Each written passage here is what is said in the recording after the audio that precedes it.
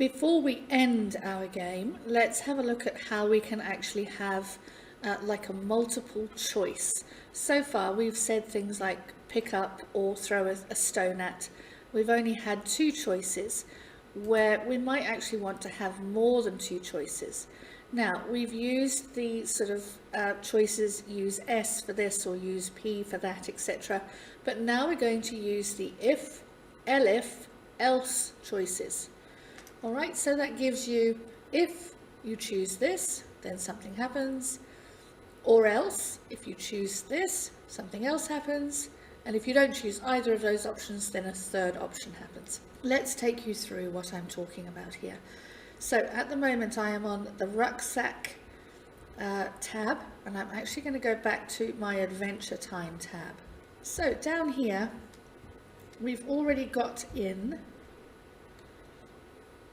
if and else.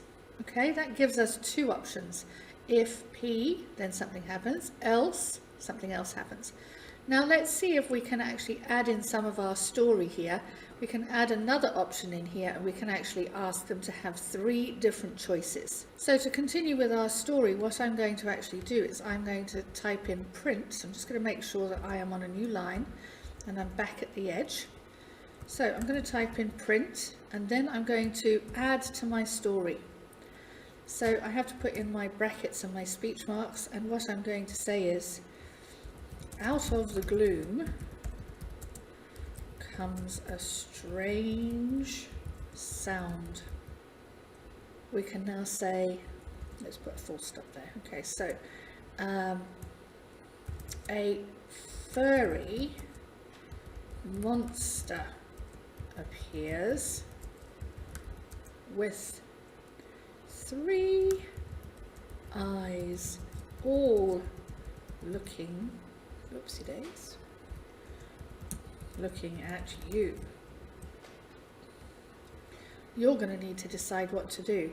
Now, because I'm writing quite a large amount of text here, I'm actually going to use the 3 speech marks. Okay, let's just take off these extra ones. So 3 on that side, and I'm going to put 3 on this side, so just another 2 at the end there. Okay, so fairy monster appears with 3 eyes, all looking at you. Should have a comma in here. All right, now we're going to give our adventurer a choice. So we need to think now about what we're actually going to get them to do. To give them this choice, we're actually going to create a new variable.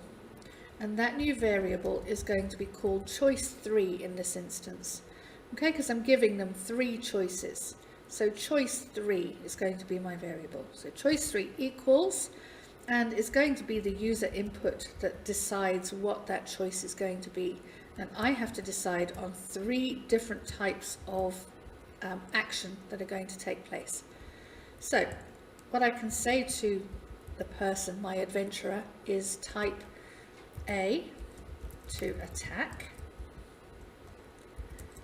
B to back away, and I'll give them a third option, C to catch the monster. Okay? So let's see how that pans out, and let's see how we can actually get them to use those choices. Now, because we've got 3 choices, our first one is going to start off with if choice 3, which is our variable, equals equals. Remember, if it's something that is a question, then there's 2 equals in there. So if it equals A, then what is going to happen? Remember that after that statement we need to put a colon in so that we can end that statement. So if it starts off with an if, it should end up with a colon. And we're going to say print, and we're going to decide what's going to happen to our adventurer.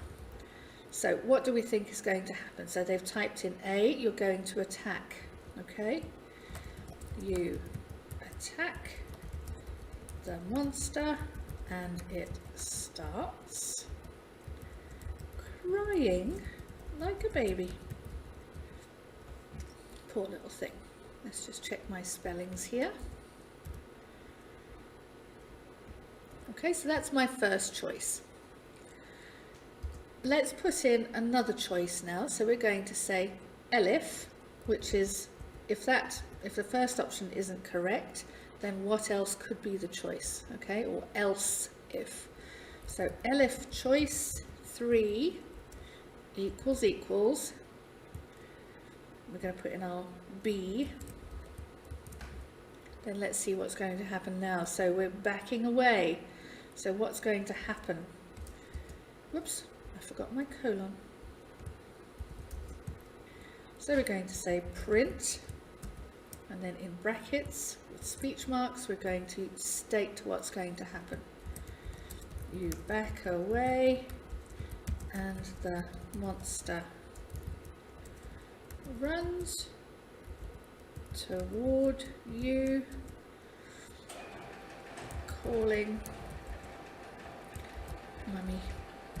Let's do now the third option, so it's going to be else. We don't have to put choice 3 or anything else, so we're just going to say else, and then we're going to type in print, and we're going to think about our third option. What's going to happen? So we've got our third option to catch the monster. Let's make this third option fun. Let's see what happens once we've caught the monster. Right, so we'll say you catch the monster, and it, we'll say it turns into a bunch of flowers, because it's a monster that can disguise itself.